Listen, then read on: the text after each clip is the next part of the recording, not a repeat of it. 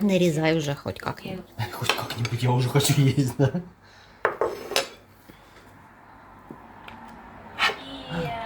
Единственная роза, которая не выгорела, не поменяла цвет, Пожалуйста. это Глория Дэй. Это вот все выгорело, стало белым, прозрачным, бесцветным, какие-то розы. Орешки еще тебе. Единственная роза. Орешковая. Орешковый зайчик. Ну, хватит там собирать, давай режь дальше.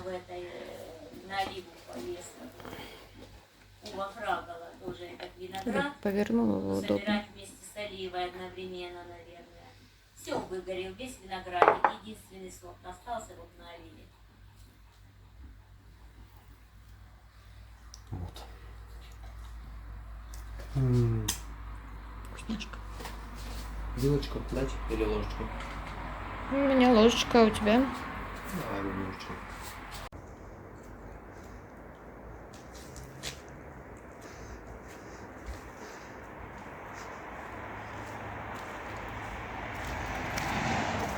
На работу, как на праздник.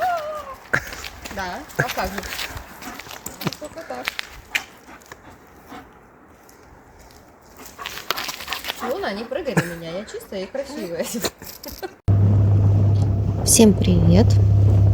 Ну что, я все время снимала поездки свои, да про Италию у меня огромное количество там было видео предыдущих. А о том, как я живу в Финляндии, как-то я очень мало показывала. Ну, дачу показала вот к сватье, когда ездила. Ну вот, показываю, плыву с острова Свеаборг в Хельсинки с корпоративчика. Ночь, темнота, красота. Корпоративчик был, в принципе, не очень большой. Мы нашим отделом посидели на острове Свеаборг. Это Суоменлинна по-фински, да, по-шведски Свеаборг.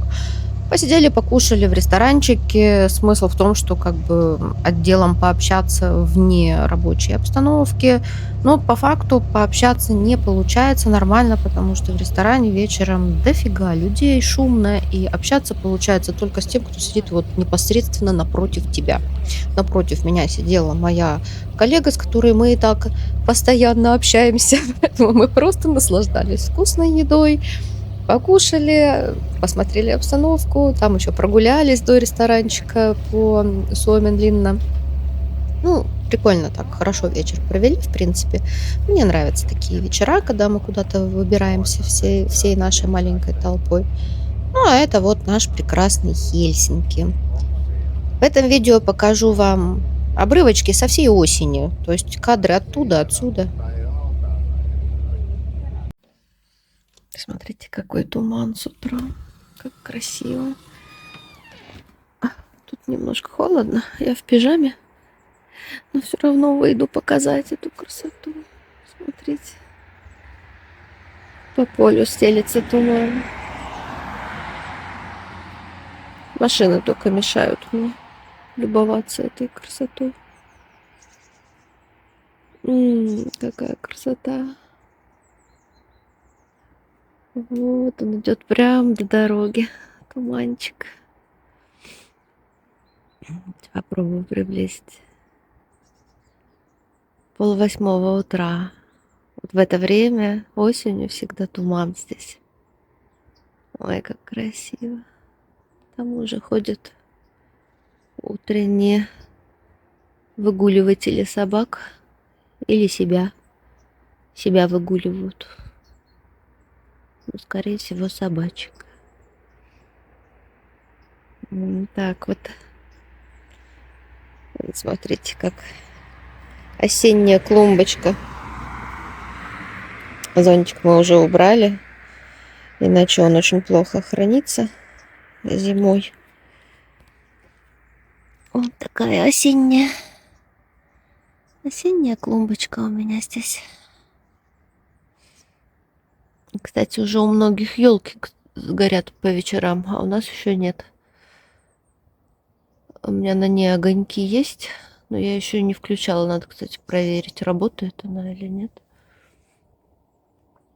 Так, ну раз я уже выперлась во двор в одной ночнушке, я вообще вот так выбежала смотреть туман. Покажу. мои розочки. Они доцветают уже, все. Уже холодно на улице, жутко. Им уже пора заканчивать цвести, а они еще цвести хотят. Смотрите, у них еще бутоны. Я их почистила так от мяты. Тут мята ж была у меня. Я все это почистила, убрала, освободила. И она цветет. И вьющаяся это, смотрите, она еще доцветает. Посмотрите, как красиво. На ней уже вон подмерзшая водичка на листьях. Утром холодно уже так, по ночам холодно. Вот еще она взяла новые ветки, пустила, но вряд ли они смогут перезимовать, эти новые веточки. Ой, какая красота. Вот когда бутончик вот такой недораскрытый еще цветочек. Ой, самая нежность. Мои зайчики сидят. Это они не сидят, они йогой у меня занимаются. Это моя группа йоги. Личная, индивидуальная, частная, бутиковая. Ну вот как у меня плющ хорошо за лето вырос, я теперь не знаю, как его зимой сохранить. Надо как-то сохранить его. Эта розочка что-то вся какая-то стала желтая уже, что-то с листьями, а наверху у нее вон такие цветы красивые вообще. Причем они очень долго стоят. Вон они какие. Я ее хочу сохранить тоже как-то зимой. Она такая красивая. Ну вот не знаю, с листьями у нее что-то случилось, но это она, может, уже в осень уходит. Но она такая симпатичная. Цветы у нее вот эти просто бомбезные. Так, все, тут с зеленью закончено. Ну, лучок еще внизу там немножко есть, конечно. Укропчик высох весь. Салат весь съеден. Так что с огородом заканчиваем.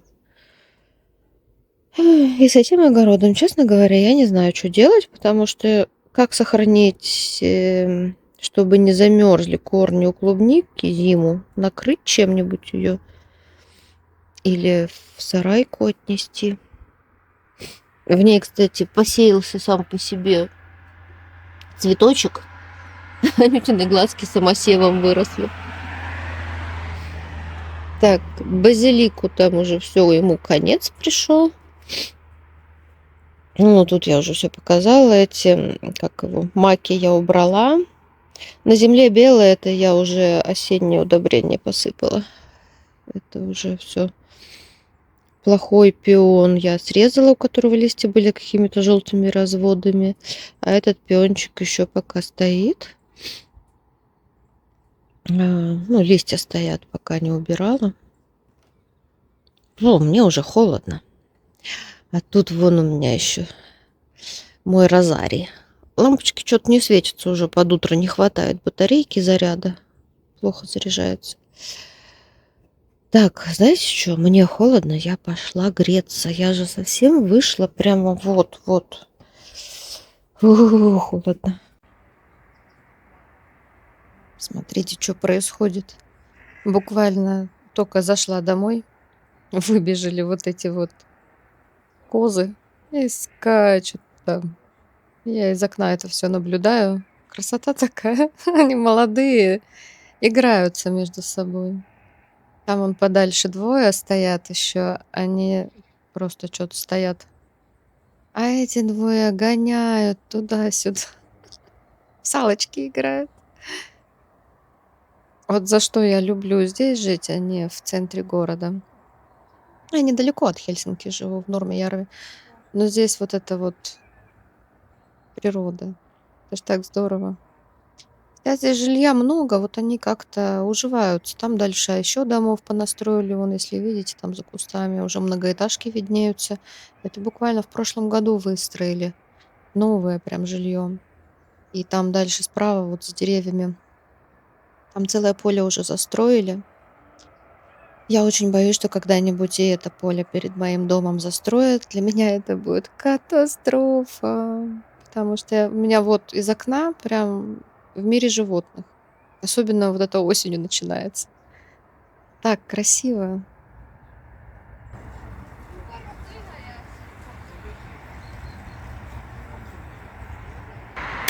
Ай, ты зайка, молодец. Супер. Последний еще. Да, молодец какая собака, держи. Вот умничка. И любит маникюр и педикюр.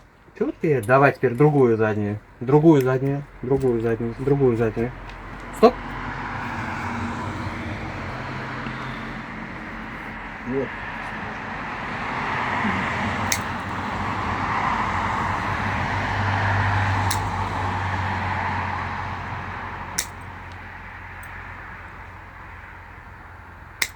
Ты моя молодец. Все, не страшно.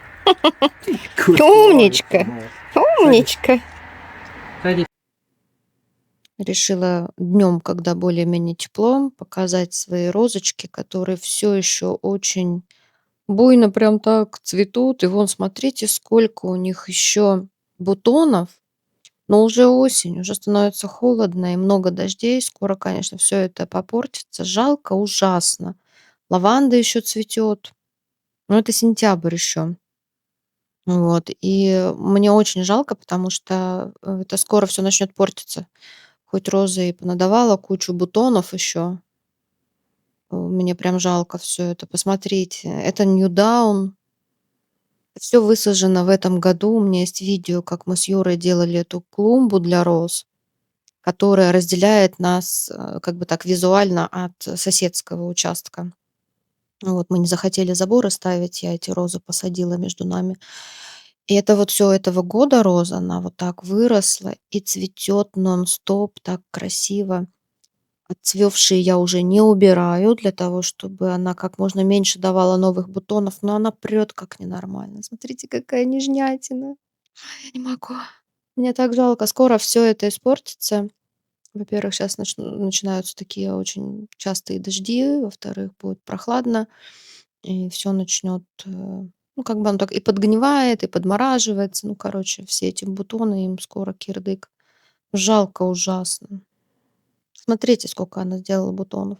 Ей бы еще цвести и цвести.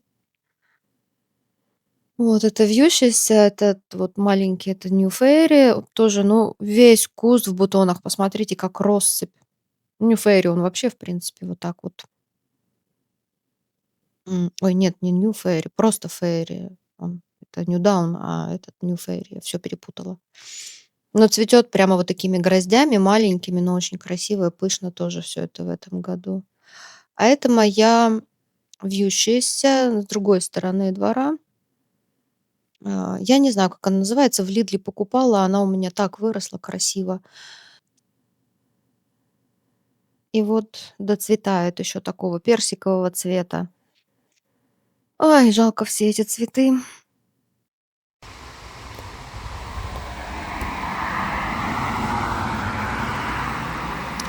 Такое ощущение, что ну вот-вот пойдет дождь.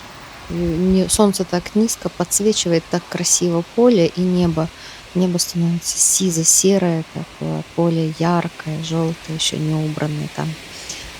Ой, так красиво. Но мне кажется, сейчас как ливанет, что-то прям такое там собирается на небе. Жуть какая-то. Ну чё, сейчас дождик пойдет. Да, пойдем домой. И сам дождик. Вот так вот бушует стихия. Цветы жалко, но им все уже заканчивается сезон цветения, к сожалению. Сейчас все потрепет, дождем побьет, и потом начнутся темные дни. Все будет увядать.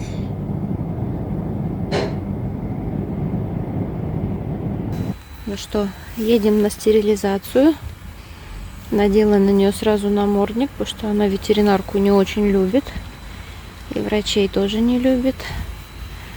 Мы не кушали с утра, но гуляли, все дела сделали.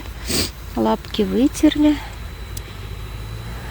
Купались даже перед операцией вчера, чтобы собака чистая была. Да, подготовились. Вот отвожу ее сейчас. Да, сразу на нее надела намордник, потому что она очень не любит, когда к ней там начинают приставать врачи всякие. Да, трогают всякие. Ехать тут рядышком, недалеко от дома, 3 километра от дома. У нас хорошая ветеринарка. Ну что, поехали, зайка. Да, зая.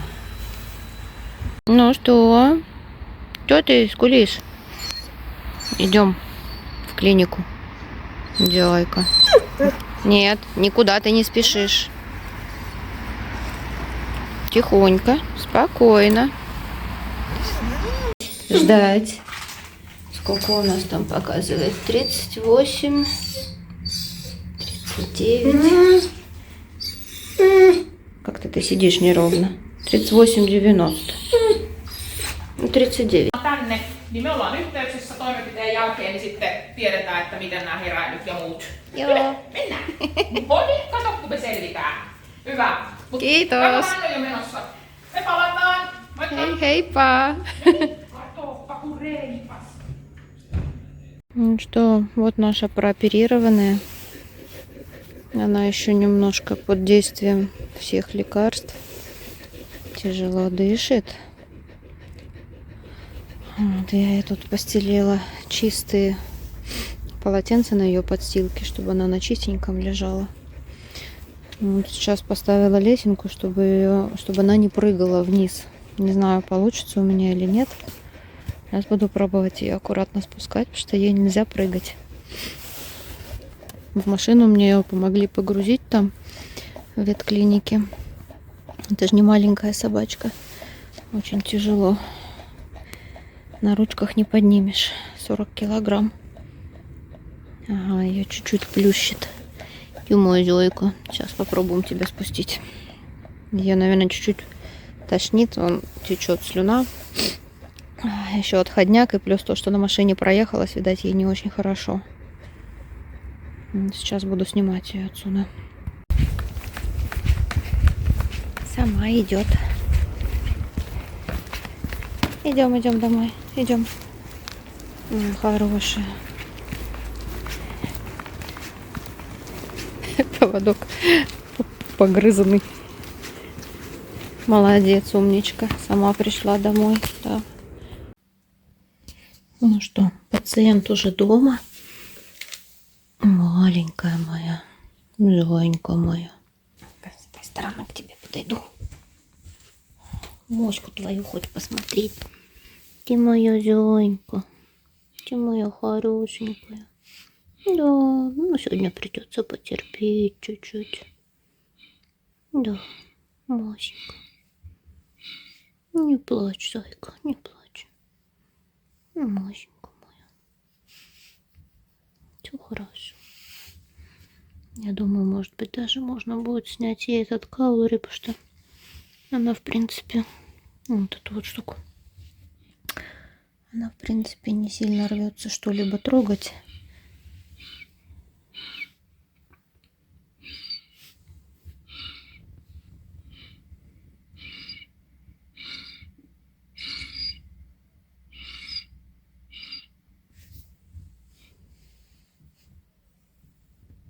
Так, пусть полежит, я пойду. Мне надо убраться в машине. Там небольшое происшествие произошло. Так, ну, я ее достала и обратила внимание, что она, видимо, когда паниковала и на лестницу ее пыталась спустить, она запаниковала и чуть-чуть какнула. Сейчас все это в стирку придется нести. Представляете, да, насколько она эту лестницу не хотела. Ей она страшно было, что вот такое произошло. Ну ничего, тут полотенчики, слава богу, были. Сейчас уберу. Моя ты зайка.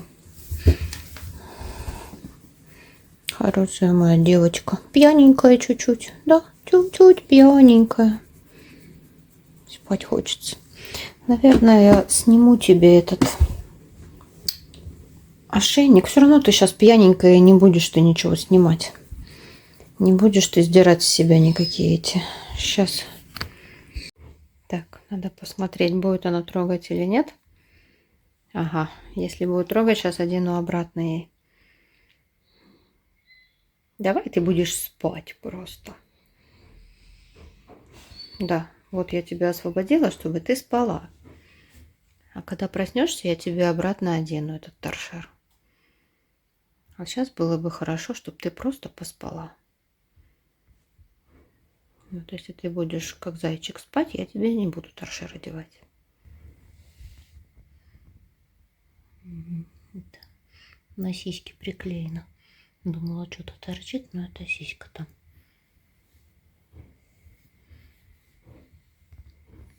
Там заклеено. Заклеено место, где операция была. Вот, если она будет просто спокойненько лежать, то торшер тогда временно не будем носить. Ложись, спи, спи, спи. Хорошая девочка.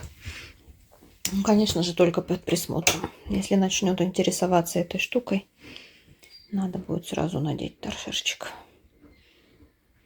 Он просто такой ужасный. Он так мешает. И лежать мешает. И лишний стресс только. Ну, как по-другому?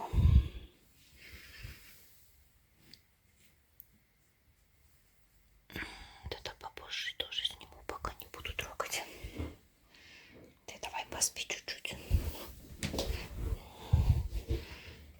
Я тебя и без света вижу. Вот, полежи, поспи чуть-чуть. Буду слушать, если будешь опять там смотреть, то на животике придется торшер одеть. А ты пока что лежи давай. Заворачиваем хот-дог. Кебаб. Кебаб-ролл.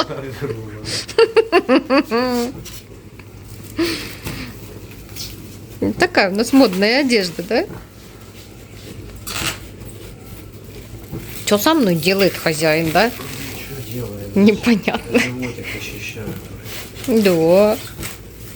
Ну, так вот мы придумали, да? Раз, запаковались и пошли гулять. И животик чистенький, правда? Учить собаку упаковать. Одноразовая одежда.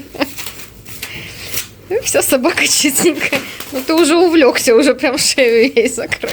Нет, я вот сюда так вот там, оно вот так вот остается, оно туда не вползает. Собака красивая, Обматываю так. запакованная. Отсюда спереди.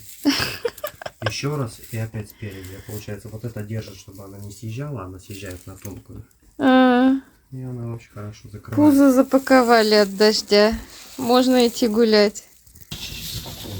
Главное, что она не против в красивой одежде ходить. Она, кстати, привыкла, что я тут шарфики одеваю, трусы одеваю. Привыкшие к разным вариантам одежды. В принципе, одевается немножечко. Ну, зато будет чистенькая пузика. Никто до такого, наверное, еще не догадался. Только у нас собака ходит в целлофане, вот она. Ну, идите погуляйте, давайте.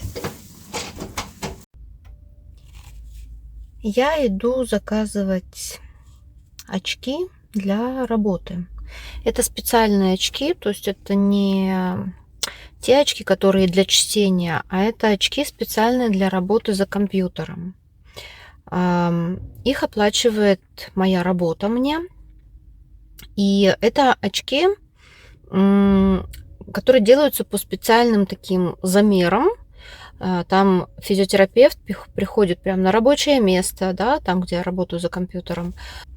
То есть физиотерапевт замеряет расстояние от моих глаз до монитора, до клавиатуры. Еще там какие-то замеры делает. Вот, выписывает направление и выписывает максимальная стоимость оправы. А линзы полностью оплачиваются. То есть какие линзы назначат, такие они оплачивает работодатель. А вот оправу они до 70 евро только берутся оплачивать. Вот, с этим направлением нужно идти в ту оптику, с которой есть договор у моего работодателя. И там нужно пройти проверку зрения специальную под вот такие рабочие очки. С собой нужно иметь либо свои очки, которые используешь там для чтения, или там обычные, которые используешь какие-то, или, например, замер вот я сейчас себе делаю новые очки для чтения, да, и у меня просто замеры есть. У меня нет еще самих очков, их еще не сделали мне. Вот, поэтому я с собой взяла бумажку, а там мне будут замерять уже под рабочие очки, там еще какие-то параметры, и я уже их буду заказывать. Вот, то есть для меня это полностью бесплатно, но эти очки, они как бы совершенно бесполезны, там, допустим, при вождении машины или при чтении книги, потому что они будут сделаны именно конкретно для работы за компьютером. Я точно вот не знаю, как это называется по-русски, если делают ли такие вообще в других местах очки, но здесь вот это практикуется. Для чего они мне нужны? У меня, в принципе, глаза прооперированы. Сколько уже прошло? 2 года? Я уже точно не помню. У меня была сильная близорукость и астигматизм. Мне все это, значит, у меня была лазерная коррекция по технологии Smile, да, самая последняя, самая новейшая. Но она же корректирует только вдаль и астигматизм. На плюс эта коррекция не действует. Ну и с возрастом плюсовое зрение увеличивается. Вот оно у меня в какой-то мере увеличилось, но не критично. А за компьютером, когда я работаю, мониторы у меня большие, 2 больших монитора, на которых мелким написано. У меня просто очень сильно устают глаза. То есть я вижу, я могу работать без очков, но у меня настолько высыхают глаза и настолько мне приходится напрягать глаза, то есть небольшой плюс, и он немножко разный у меня в глазах.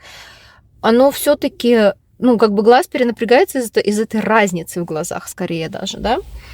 Вот, и физиотерапевт сделала свои замеры. Сейчас могу даже показать, что на бумажке написано. Я сейчас иду к оптику, чтобы они сделали свои замеры. Вот такая вот система.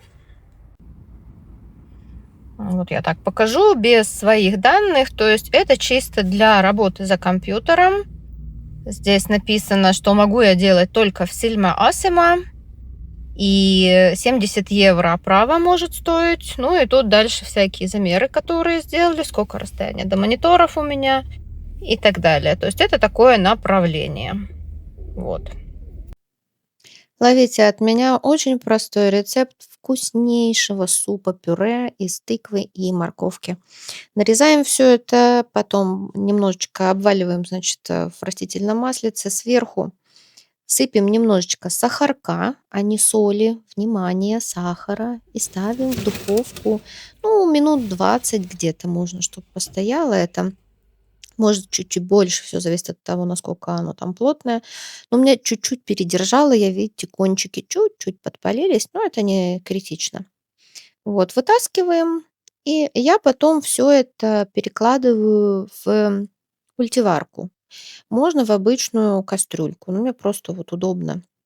Я в мультиварке все это довожу потом до состояния супа. Я прям вот так горячим. Я чуть-чуть передержала. Видите, она даже сок пустила. Вообще можно, ну, буквально там, чтобы чуть-чуть она размякла. Вот размякла. Потом я кидаю, что это у нас? Это тимьян, по-русски, по-моему, называется. Буквально вот совсем немножечко. Не переборщите, иначе будет слишком мощный запах. А вот капельку вот так. И теперь только соль добавляю. Чуть-чуть водички. Вот столечко. Я ставлю на тушение. Тут у меня стоит час, но на самом деле час оно стоять не будет. Оно будет стоять минут 15-20 для того, чтобы до конца оно размякло в водичке. И прямо вот так вот блендером открыла его и измельчаю его. Довожу его до супа-пюре. Вот такое оно должно быть не сухое, а жиденькое, но и слишком много тоже воды не лейте, потому что все-таки овощи дают еще свой сок. Вот в такую пюрешку еще доливаем, ну тут у меня 2 децилитра как сливок. Я использую безлактозные. Тут, по-моему, 14% жирности было, можно и поменьше взять. Можно вообще без сливок, если хотите. Вот так все это опять я блендером довожу до единой консистенции. И потом нужно будет до кипения довести, желательно закрыв крышку, потому что этот суп начинает стрелять. Вот он у меня дошел.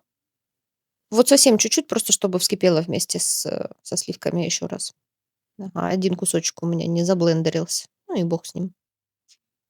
Вот такой получается супчик. Очень вкусный. Я с собой беру его на работу, поэтому себе наливаю вот в такую стеклянную мисочку. Очень удобно. Вот такая вкусняшка получается. Сколько соли, сколько сахара, это вы уже сами. Сахар чуть-чуть добавляется, чтобы немножечко как бы закарамелизировались овощи. Я его ем с креветками. Это креветки уже готовые, они вареные, подсоленные. И я их просто размораживаю, сливаю с них воду и кидаю прям на суп. Маленькую вот такую порцию. Сверху зеленушечки и сухарики. Вот такая вкусняшка получается. Можно его делать чуть пожиже. А мне вот такая нравится консистенция. Очень вкусно. За окном началось новое шоу под названием «Сбор урожая». Обожаю смотреть, что там происходит в поле. Вот. То сеют они его, то убирают. Прикольно так из окна все это наблюдать. Убирал он целый день до вечера, и вот уже даже темно, он там с фонариками этими ездит. Но пока сухой день, видимо, надо им успеть, потому что дожди чуть ли не через день. И как они успевают вот это вот вычислить какой-то правильный день, чтобы убрать все? И потом уж если у них получается, то вот так вот прямо до позднего ночи прямо убирают. Так каждый год наблюдаю эту красоту.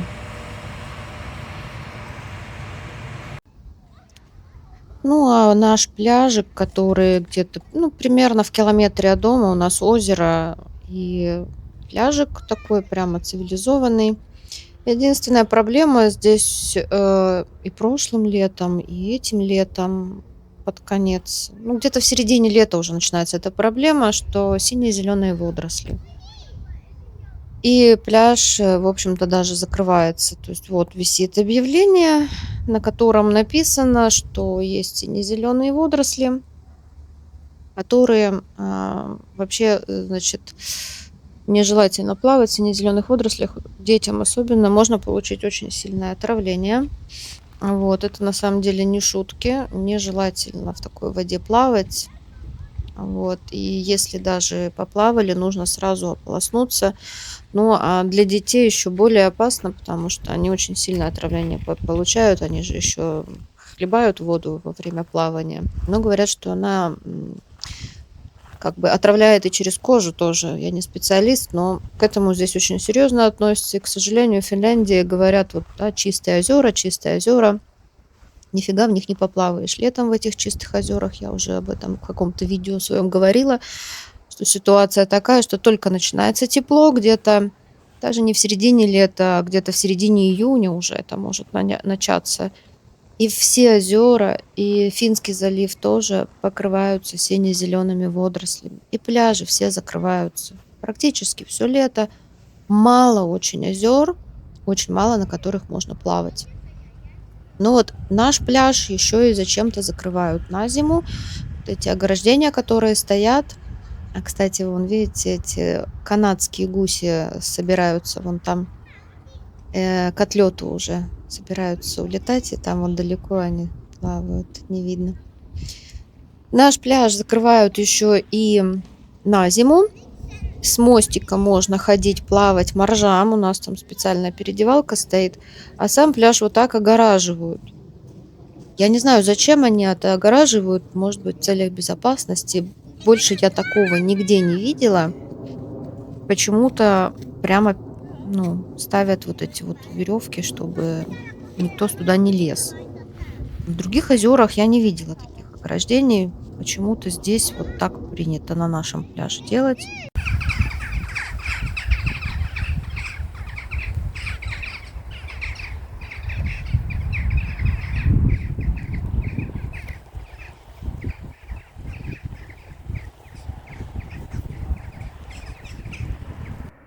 Какая огромная луна. Не знаю, насколько на камеру видно.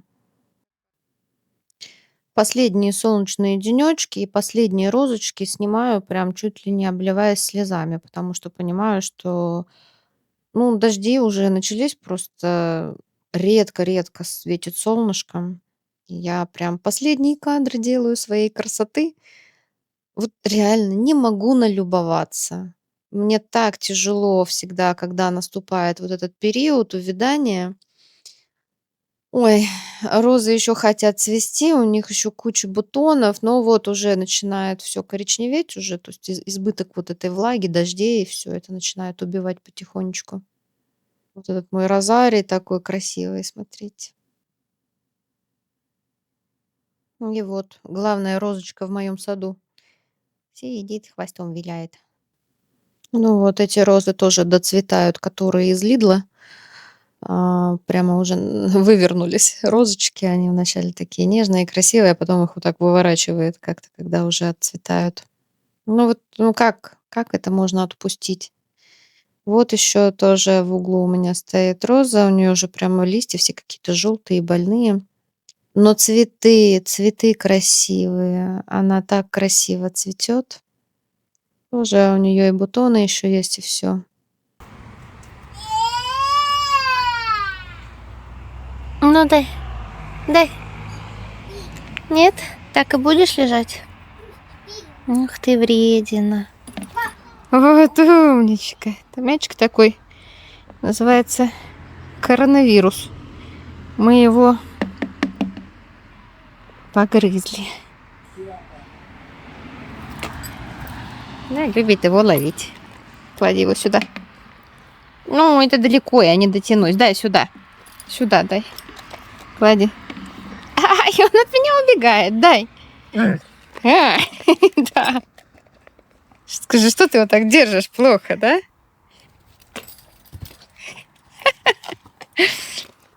Дай. Вот.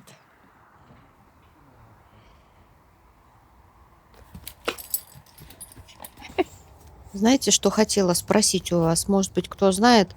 Вот мята. Объясните мне, пожалуйста, почему ее так любят мухи? Осенью вот просто огромное количество мух по ней лазит. Летом на ней никто не сидит. Сейчас какой-то прям ужас. Посмотрите, их огромное количество, и они летят именно на эти кусты мяты. Я такого вообще никогда не видела, я не понимаю. Я сегодня убираю всю эту мяту отсюда к чертям, потому что она привлекает мух. На каждом вот, они прямо по цветам лазят. Цветы, что ли, нравятся. К осени, походу, мухи решили, что они пчелы и летят на цветы мяты. Объясните мне, что это такое? Вот кусты мальвы. Мальвочка уже отцвела, вид у нее уже никакой. Огромная, конечно. Вот последние цветочки. Большой, хороший куст всегда вырастает, такой красивый. Но надо убирать, потому что уже не имеет красоты этот куст никакой.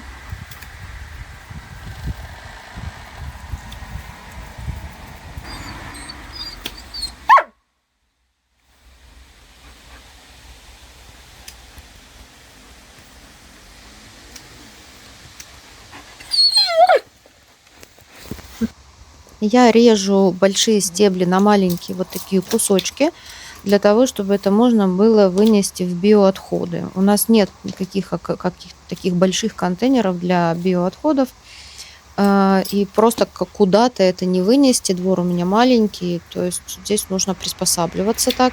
Поэтому у меня большой биопакет, и я вот таким образом измельчаю, таким образом можно выбрасывать. Просто к мусорке отнести нельзя, где-то в лес выбросить нельзя. Тут нужно как бы придерживаться своих правил. Ну вот у нас вот такие вот условия. Поэтому я аккуратненько туда собираю все и потом выношу.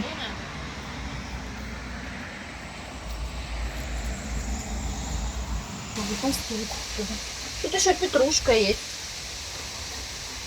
Ты слышишь, нет? Лундик, а ну-ка слушайся. Сиди уже, сейчас тебя пристегнут. У нас торжественное включение елки, 3 октября. Включай! Зажигай! Не года! Та-да! У нас елка горит. Парад елок начался. Ну и это, дождик. Подожгли. Оно там ветром, наверное, сворачивает их. Горело. Да? А то уже... Луна! На меня лапами просто. Коза ты. А то вон отсюда не видно. Там у соседей уже горит елка, а у нас нет. Нет, вот ее отсюда видно. Вон, за углом. Там уже елка горит, а у нас еще не горела. Такая раз в кусты кинула. Ты зачем игрушку в елку кинула? Причем реально, вот как терьер там кидал. Такая раз А. и кинула ее туда. Ты зачем это Она тут? встанет сама. Не достанет, она сюда не достает.